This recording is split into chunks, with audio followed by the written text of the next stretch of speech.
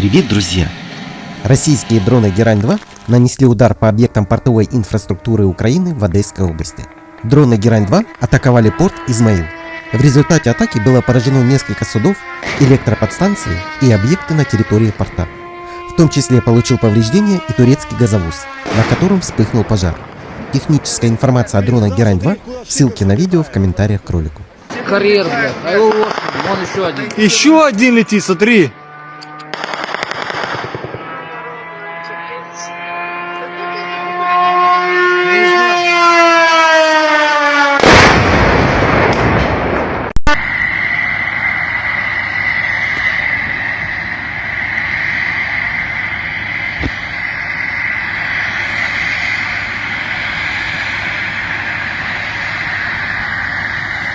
Друзья, спасибо за просмотр. Приглашаем вас стать частью нашего сообщества и получить новые знания.